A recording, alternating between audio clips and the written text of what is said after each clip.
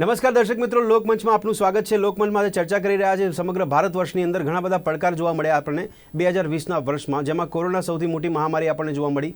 કોરોનાને કારણે પણ ઘણા બધા પડકારો સામે ઊભા થઈને જોવા મળ્યા છે, જે આર્થિક ક્ષેત્રમાં જોવા મળ્યા છે, રોજગારને લઈને પણ પડકારો જોવા મળ્યા છે, જેમાં ઘણા લોકોની રોજગાર છીનવાઈ ગયો છે, ઘણા લોકોની નોકરીઓ જતી રહી, મોટી સંખ્યામાં લોકોએ નોકરી ગુમાવવાનો વારો આવ્યો હતો કોરોનાને કારણે।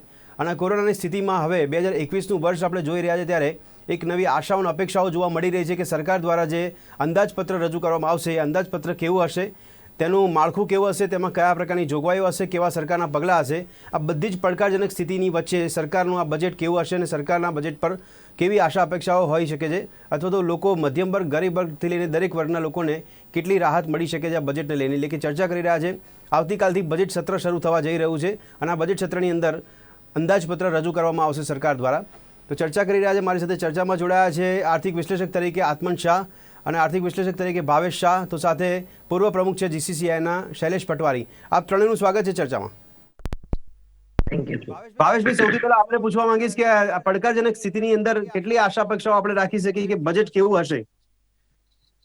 બહુ મોટી અપેક્ષાઓ રાખવાની અત્યારે આવશ્યકતા નથી, અથવા હું ના પાડીશ કે બહુ મોટી અપેક્ષાઓ નહીં રાખતા। ઓન ધ કોન્ટ્રરી, આપણે એવી અપેક્ષા રાખીએ કે બજેટની અંદર એવું કોઈ જોગવાઈ ન હોય કે જેની લાંબે ગાળે ખરાબ અસર આવી શકે, શેર બજાર ઉપર કોઈ અસર આવી શકે કે ઉદ્યોગો પર અસર આવી શકે। કારણ કે સરકારની નાણાકીય સ્થિતિ અત્યારે બહુ જ ખરાબ છે। લગભગ 11 લાખ કરોડનો ખાડો ચાલુ નાણાકીય વર્ષ એટલે 2020-21માં, અને લગભગ 11 લાખ કરોડનો ખાડો છે 21-22ની અંદર સરકારને રહેશે। એટલે આટલી મોટી ફિસ્કલ ડેફિસિટ જ્યારે હોય અને બજારમાંથી એટલી બધી રકમ સરકારે ઉપાડવાની હોય તો એનાથી ફુગાવાજન્ય અસર પણ આવી શકે। એટલે સરકારે બહુ જ સાવચેતીપૂર્વક બજેટમાં જોગવાઈઓ કરવી પડશે। જ્યાં સુધી કોઈ ચોક્કસ ક્ષેત્ર માટેની જાહેરાતો જોવા મળે તો સૌથી વધુ જાહેરાતો એ આરોગ્ય રિલેટેડ હશે, હેલ્થ ઇન્ફ્રાસ્ટ્રક્ચર રિલેટેડ હશે, અને બાકીની જે સોશિયલ ઇન્ફ્રાસ્ટ્રક્ચરની જે જોગવાઈઓ હશે એમાં ચોક્કસ વધારો જોવા મળશે। બાકી કોઈ રાહતની અપેક્ષાઓ મને આ બજેટમાંથી નથી લાગતી। ઓકે, આત્મનભાઈ, આપની પણ પહેલી પ્રતિક્રિયા, બજેટ પર આશા અપેક્ષાઓ કેટલી રાખી શકે, આર્થિક વિશ્લેષક તરીકે આપ શું કહો છો? બીજો સવાલ, ફિસ્કલ ડિફિસિટ પર કેટલું ધ્યાન રાખવાની જરૂર પડશે? હું ની વાત સાથે સંમત છું કે કોઈ રાહતની અપેક્ષા રાખવી ન જોઈએ, કારણ કે અત્યારે સરકાર પાસે આવક ઘટી છે।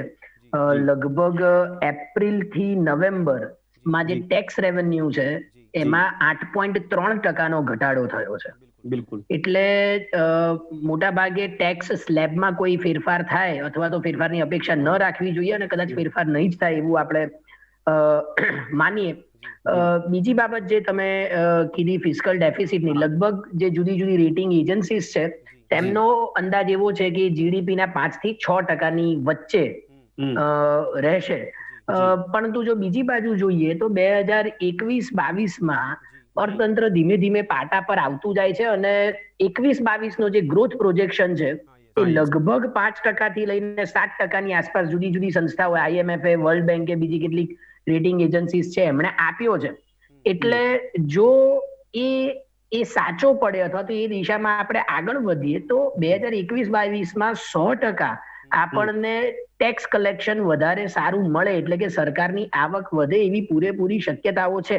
એટલે અત્યારે મને લાગે છે કે ફિસ્કલ ડેફિસિટ વધારે એટલે ઓછી રાખવી એના કરતા અત્યારે જે જરૂરી ખર્ચ છે, રાહત ન માંગીએ આપણે અથવા તો એની આશા પણ ન રાખીએ, પરંતુ જે જરૂરી ખર્ચ છે એ સરકાર કરે, કારણ કે ભવિષ્યમાં આવક વધવાની છે, એટલે જે ફિસ્કલ સ્પેસ છે એ મને લાગે છે કે સરકારને મળી રહેશે।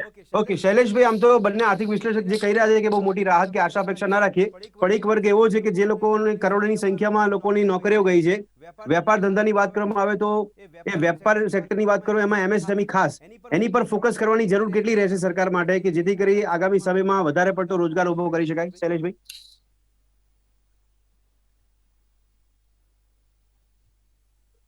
શૈલેષભાઈ અવાજ આવે છે? ના, અવાજ નથી આવતો। જી શૈલેષભાઈ, હવે આવે છે અવાજ? હા, હવે બરાબર। શૈલેષભાઈ, સવાલ એ છે કે બંને આર્થિક વિશ્લેષકો કહી રહ્યા છે કે એટલી મોટી રાહત કે અપેક્ષાઓ ન રાખવી જોઈએ મોટા ભાગના વર્ગો માટે, પણ એક વર્ગ એવો છે જે લોકોની નોકરીઓ ગઈ છે અને રોજગાર મળી શકે એના માટે MSME સેક્ટર પર વધારે ફોકસ કરવાની જરૂર હોય એવું લાગે છે આપણે? ચોક્કસ આમ જુઓ તો વાત સાચી છે. બંને વિશેષો કહ્યું એ કે ફિસ્કલ ડેફિસિટ વધે તો વધવા દેવી જોઈએ આ વખતે, અને એને માટે ચિંતા ના કરવી જોઈએ. બરાબર. અને બીજું કે એમએસએમઈ ઇન્ડસ્ટ્રીને જો બુસ્ટિંગ આપે તો જ એમ્પ્લોયમેન્ટનો ગ્રોથ થશે. એટલે એમએસએમઈ ની જે ડેફિનિશન બદલી કાઢી છે, 10 કરોડનું ઇન્વેસ્ટમેન્ટને 50 કરોડ સુધી લઈ ગયા અને ટર્નઓવર 50 કરોડનું 250 કરોડ કર્યું, એ બિલકુલ. ખોટું સ્ટેપ છે. એ ફરીથી જો રિવર્ટ નહીં થાય તો જે મોટી ઇન્ડસ્ટ્રીઓ છે એ એમએસએમઈ નો લાભ લઈ જશે. એટલે ચોક્કસ એમએસએમઈ ને માટે આ ડેફિનિશન સુધારવી બહુ જ આવશ્યક છે. બીજું પણ કે શૈલેષભાઈ, તમે સરકારે જુઓ બજેટ સિવાય પણ આ કોરોના કાળમાં ઘણી આર્થિક પેકેજની જાહેરાત કરી છે. એની કોઈ વાસ્તવિક ઇમ્પેક્ટ જોવા મળી રહી? એનો પણ પ્રોબ્લેમ એમએસએમઈ ભોગવી રહી છે.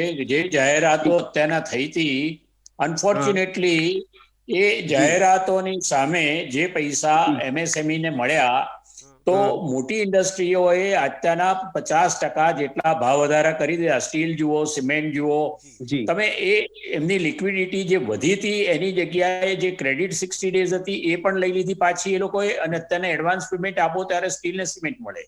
એટલે જે રીતે એનો બેનિફિટ એમએસએમઈ ને ખરેખર મળવો જોઈતો હતો, એ મોટી ઇન્ડસ્ટ્રીઓ એન્ટી ડમ્પિંગ ડ્યુટી નખાવે છે અને પોતાની પ્રોડક્ટના ભાવો વધારીને દેશમાં વેચે છે. એટલે આ અંગે ખૂબ જ ગંભીરતાથી વિચારવું જોઈએ, કારણ કે એમએસએમઈ ને ભોગે મોટી ઇન્ડસ્ટ્રીઓ એમનું એક્સપ્લોઇટેશન કરે છે. એને રોકવા માટે એમએસએમઈ મિનિસ્ટ્રીએ ખૂબ જ સ્ટ્રિક્ટ પગલાં લેવા જોઈએ. શૈલેષભાઈ, ચેમ્બર્સ તરફથી કોઈ સરકારને રજૂઆત કરવામાં આવી છે ખરી?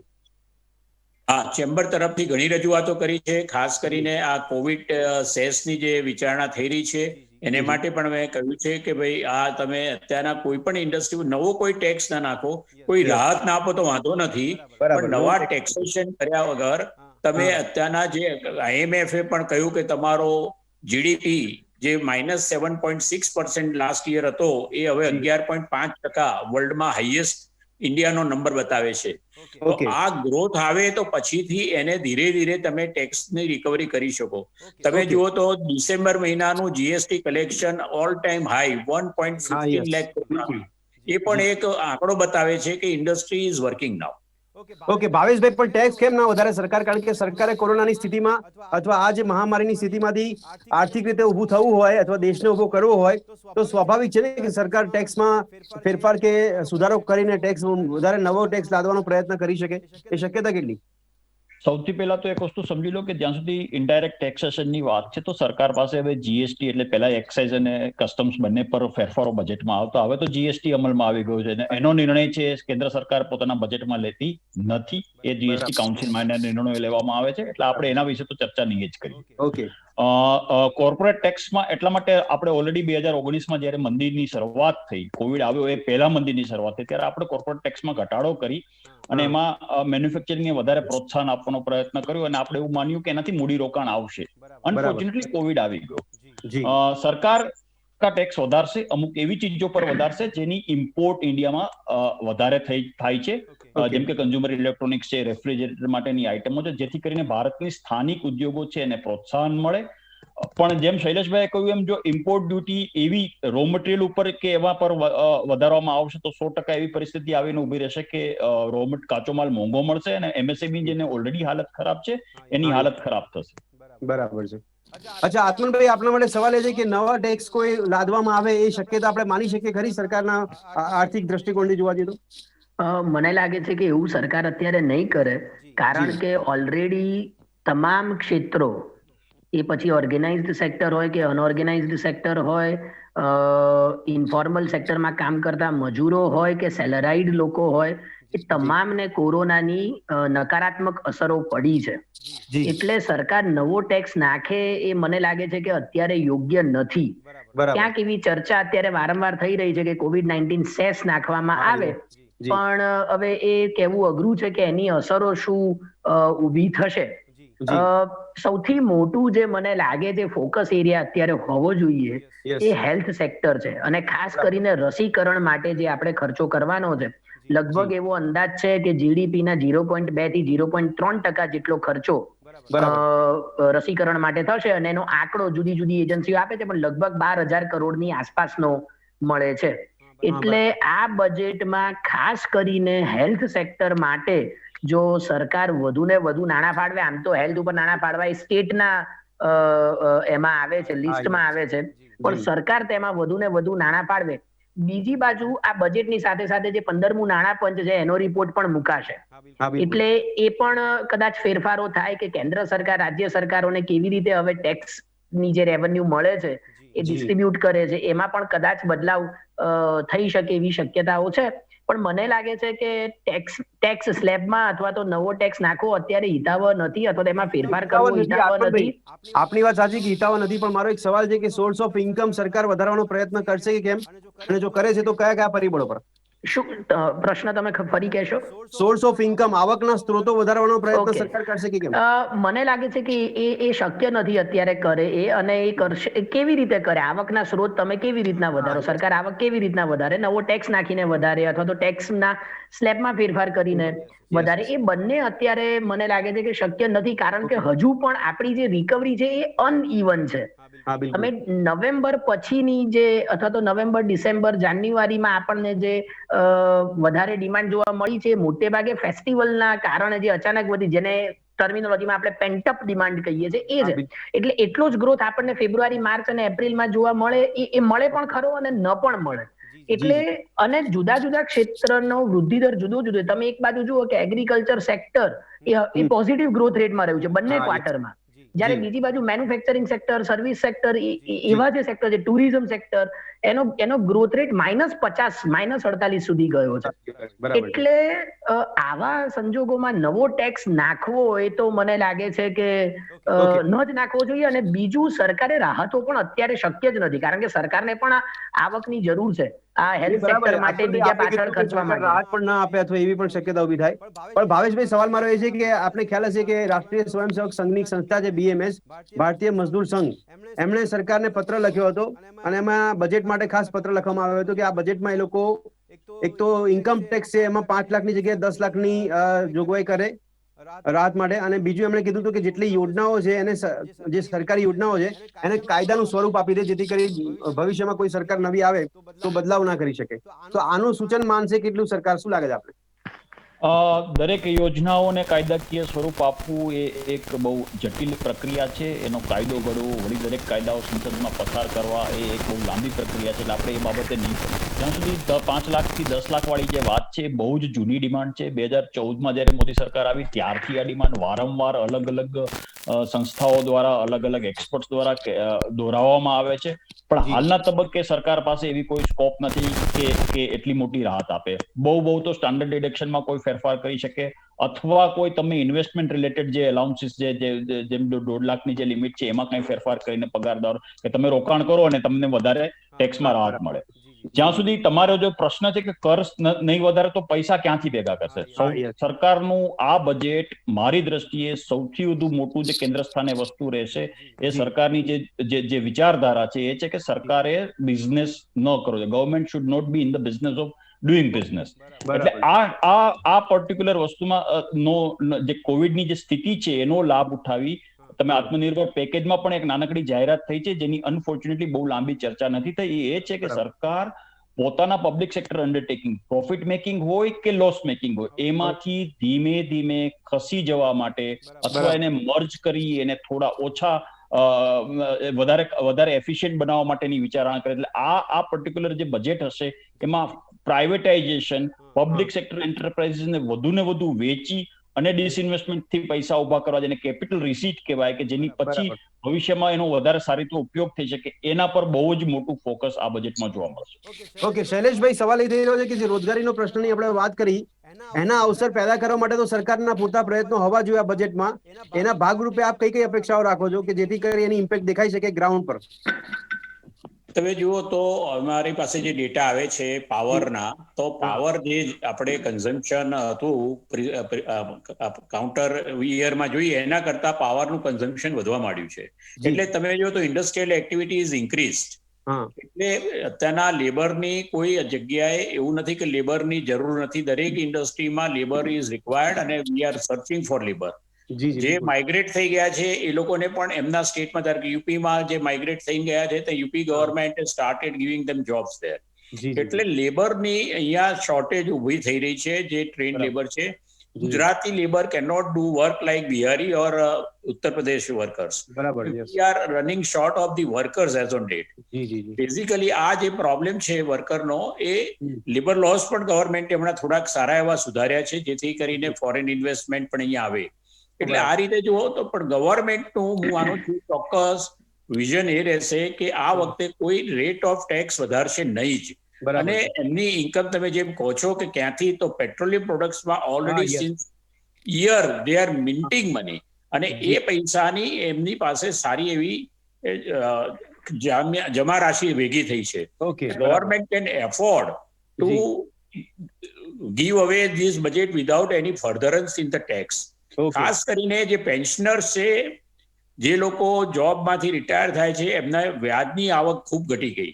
એમને માટે ગવર્મેન્ટે કંઈક વિચારવું જોઈએ કે જે લોકો રિટાયર્ડ થયા છે, સિનિયર સિટીઝન છે, એમનું 9% વ્યાજ હવે ઘટીને 4.5% થઈ ગયું છે.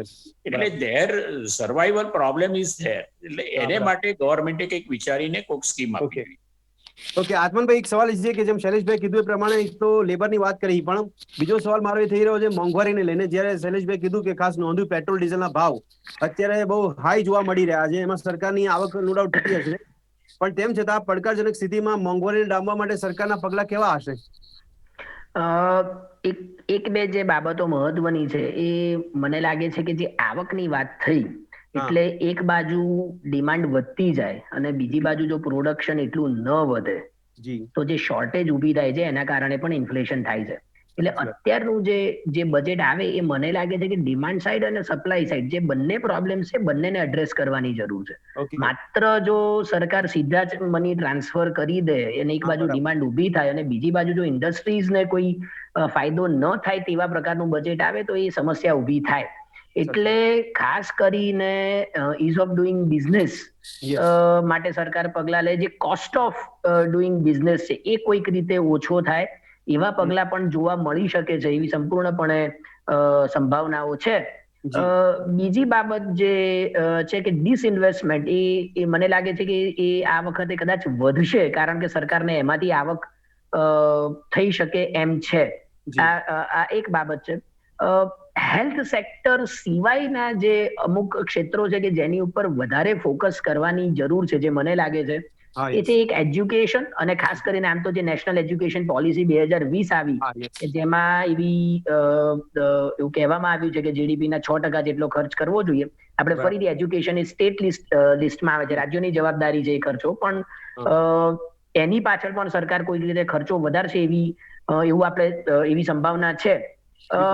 ખાસ કરીને જે વાત નીકળી કે યુપી બિહારના મજૂરો પાછા નથી આવ્યા, મને લાગે છે કે એનું એક કારણ આ એગ્રીકલ્ચર સેક્ટરનો જે પોઝિટિવ ગ્રોથ રેટ છે એ પણ હોઈ શકે.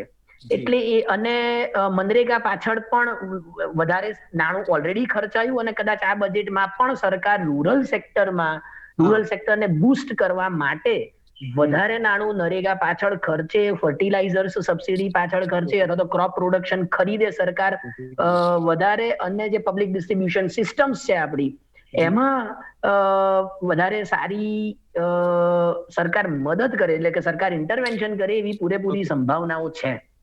ઓકે ભાવેશભાઈ, સરકાર કદાચ ટેક્સમાં કોઈ રાહત ના આપે, પણ ભાવેશભાઈ સવાલ છે કે દેશનો મોટા ભાગનો વર્ગ અત્યારે મોંઘવારીથી પીસાઈ રહ્યો છે.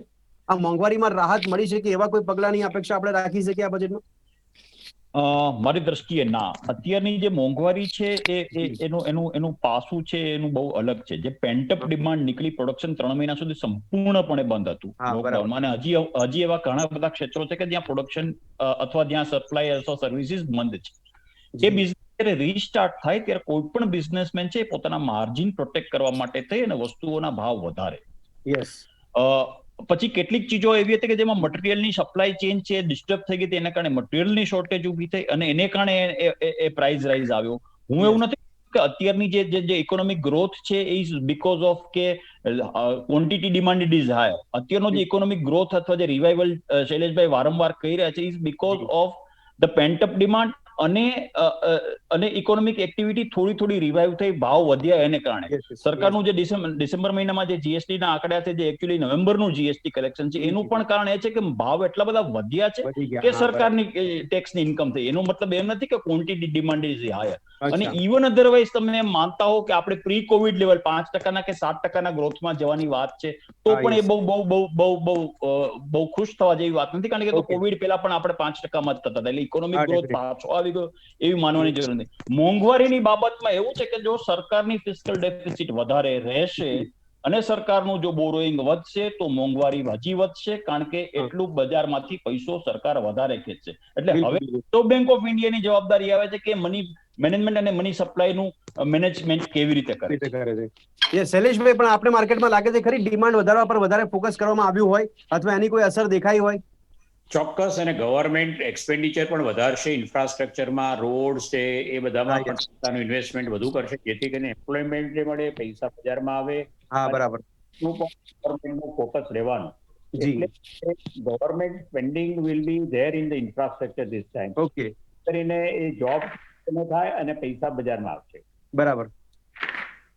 ઓકે ભાવેશભાઈ, બીજો એક સવાલ થઈ રહ્યો છે, આપણે ચર્ચા મોંઘવારીને લઈને કરી રહ્યા છે, રોજગારને લઈને કરી રહ્યા છે.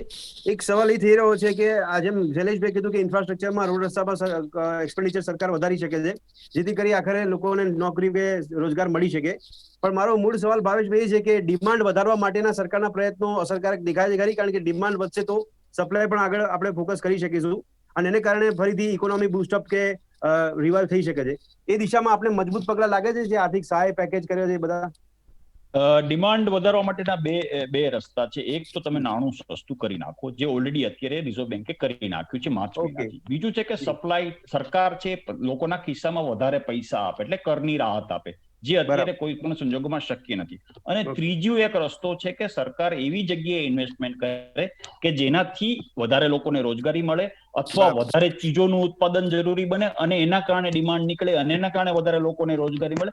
આપણી પાસે અત્યારે ત્રીજો જ વિકલ્પ ઉપલબ્ધ છે. પેલા બંને વિકલ્પ આપણે ઓલરેડી અપનાવી લીધા છે. હવે અત્યારે આપણી પાસે એના માટે વધારે કોઈ સ્કોપ નથી. સરકાર 100%, ફોર એક્ઝામ્પલ આપણે એમ કહીએ કે હેલ્થ છે સ્ટેટ સબ્જેક્ટ છે, પણ સરકાર, કેન્દ્ર સરકાર તરીકે એવું રીતે પ્રમોટ કરી શકે કે રૂરલ સેક્ટરમાં કે સેમી અર્બન એરિયામાં વધારે હાઈ સ્પેશિયલાઇઝ્ડ હેલ્થ માટે કોઈને મૂડીરોકાણ કરવું હોય, ખાનગી કંપનીઓને હોસ્પિટલનું બાંધવી હોય, તો એમાં ટેક્સની રાહતો આપી શકે. સરકાર એ રીતના પગલા લઈ અને વધારે ને વધારે નીચેના જે બી કેટેગરીના કે સી કેટેગરીના કે ડી કેટેગરીના જે રૂરલ ટાઉન્સ છે કે ત્યાં એ પ્રકારની આધુનિક સગવડો ઊભી કરવા માટેનું પ્રોત્સાહન 100% આપી શકે. એનાથી 100% થોડો ઘણો પણ લાંબે ગાળે ડિમાન્ડમાં ફેરફાર થાય. તાત્કાલિક ડિમાન્ડ વધે એવા કોઈ જ પગલા લઈ શકાય એમ અત્યારે નથી. ઘણા અર્થશાસ્ત્રીઓ પણ એવું સરકારને સલાહ સૂચન કરતા જોવા મળ્યા હતા કે સીધા પૈસા ખાતામાં મળી શકે એવી વ્યવસ્થા સરકારે કરવી જોઈએ જો ડિમાન્ડ વધારવી હોય તો પ્રોડક્શન પર બી ફરક પડી શકે છે. પણ એ રસ્તો સરકારે અપનાવ્યો નથી. આપના મતે વ્યાજબી લાગે છે ખરી? હું એ મતનો છું કે જ્યારે જરૂર હોય ત્યારે સરકારે સીધી જ રીતે કેશ ટ્રાન્સફર જરૂરિયાતમંદોને આપવા જોઈએ. અને મને લાગે છે કે કોવિડના સમયમાં જેટલા પ્રમાણમાં આપવા જોઈતા હતા એના કરતા ઓછા આપ્યા છે અને વધારે ફોકસ મોનેટરી મેજર્સ ઉપર કરવામાં આવ્યું છે. એટલે આરબીઆઈ રેપો રેટ કે રિવર્સ રેપો રેટ ઘટાડ્યા પણ છે. પણ છેલ્લા કેટલાક વર્ષોથી એ સતત દેખાઈ રહ્યું છે કે આરબીઆઈ રેપો રેટ અને રિવર્સ રેપો રેટમાં ઘટાડો કરે છે, પણ સામે કમર્શિયલ બેંક્સ જે દરે ગ્રાહકોને લોન આપે છે એમાં એટલો ઘટાડો જોવા મળતો નથી. એટલે એની જે અસર દેખાવી જોઈએ એ આપણને એટલા પ્રમાણમાં દેખાતી નથી. બીજું જે ખાસ કરીને ટેક્સના સંબંધમાં છે એ છે કે જે મિડલ ક્લાસ છે, સેલરાઇડ મિડલ ક્લાસ છે, જો ટેક્સમાં કોઈ ફેરફાર નહીં થાય તો સૌથી મોટું નુકસાન, અથવા તો નુકસાન ન કહીએ આપણે, પણ જે બોજો એની ઉપર પડશે. એટલે એ ક્લાસને ધ્યાનમાં રાખીને જો કોઈક જાહેરાત અથવા તો કોઈક યોજના બનાવવામાં આવે, કારણ કે એ વર્ગ એવો છે કે એની સેલરી ફિક્સ છે અને એને ટેક્સ ભરવો જ પડે છે. એટલે એ વર્ગ, અને આ સમયમાં જ્યારે મોંઘવારી આટલી વધી હોય એ સમયમાં એ ક્લાસને પણ ધ્યાનમાં રાખીને કોઈ નિશ્ચિત પગલા લેવામાં આવે. અને જે બીજું એક સેક્ટર બાકી છે જેની ઉપર પણ ફોકસ વધારે હોય એ છે મારા ખ્યાલથી ટુરિઝમ અને હોસ્પિટાલિટી. આ સેક્ટર એવું છે કે જે સંપૂર્ણપણે બંધ રહ્યું હતું કારણ કે ત્યાં વર્ક ફ્રોમ હોમ શક્ય નથી. એટલે આ સેક્ટરને ધ્યાનમાં રાખીને પણ મોટી જાહેરાતો થઈ શકે એવી સંભાવનાઓ છે. ઓકે. આત્મનભાઈ, ભાવેશભાઈ, શૈલેષભાઈ, તેમ છતાં છેલ્લી કમેન્ટ્સ આપના મતે આ બજેટમાં કોવિડને કારણે નિરસતા હોઈ શકે, આપણે એવું માની શકીએ આત્મનભાઈ? શું મને પ્રશ્ન સંભળાયો નહીં. કોરોનાને કારણે આ બજેટમાં પણ નિરસતા હોઈ શકે? હું એવું નથી માનતો. કદાચ વધારે સરકાર ખર્ચો કરશે જ. આમ તો એવો અંદાજ છે કે આખું બજેટ જે છે એ 32 થી 33 લાખ કરોડનું હશે. કેર રેટિંગનો એવો એક અંદાજ છે, એટલે ખર્ચો વધશે. અને ખર્ચો કર્યા સિવાય મને લાગે છે છૂટકો નથી. અને જો ખર્ચો વધારવામાં નહીં આવે, જી, સરકાર વધારે ખર્ચ નહીં કરે, તો એની ખૂબ માઠી અસરો સામાન્ય માણસ ઉપર, ઉદ્યોગો ઉપર, સમગ્ર અર્થતંત્ર ઉપર જોવા મળશે. જી શૈલેષભાઈ. ખરી વાત છે. ફિસ્કલ ડેફિસિટની ચિંતા કર્યા વગર જ નાણામંત્રી આ વખતે બજેટ રજૂ કરવાનું રહેશે. બરાબર છે. ઠીક છે ભાવેશભાઈ. બજેટ મારી દ્રષ્ટિએ નિરસ નહીં હોય, પણ મને છતાં એવી ચિંતા છે કે કોઈ નેગેટિવ સરપ્રાઇઝ બજેટમાં ના હોય. ઓહો, ઠીક છે. ચલો, આ ચર્ચાને અહીંયા સમાપ્ત કરીએ છીએ. ચર્ચા એટલા માટે કરી હતી કે બજેટ સત્ર આવતીકાલથી શરૂ થઈ રહ્યું છે અને આ બજેટ સત્રની અંદર અંદાજપત્ર રજૂ કરવામાં આવશે સરકાર દ્વારા, અને એમાં દરેક વર્ગ આશા અપેક્ષા રાખતો હોય, પરંતુ દરેક વર્ગે એ પણ ધ્યાનમાં રાખવાનું છે કે આ વખતે કોરોનાની અસર જોવા મળી છે, જેને કારણે ઘણા બધા પડકારો છે. દરેક સ્થિતિને સાચવવાનો પ્રયત્ન કરવામાં આવે, જેમાં કોઈને અન્યાય ના થાય અને કોઈને વધારે પડતી રાહતની જે અપેક્ષાઓ રાખવામાં આવે છે, એમાં પણ કદાચ શક્યતા નકારી શકાય છે, જે અત્યારે અર્થશાસ્ત્રીઓ કહી રહ્યા છે તે મુજબ. આ ચર્ચાને અહીંયા સમાપ્ત કરે છે. આ ચર્ચામાં ત્રણેય ભાગ લીધો તે બદલ આપનો ખૂબ ખૂબ આભાર. Thank you. ફરી મળીશું દર્શક મિત્રો લોકમંચમાં એક નવા વિષય સાથે. ત્યાં સુધી રજા આપશો. નમસ્કાર.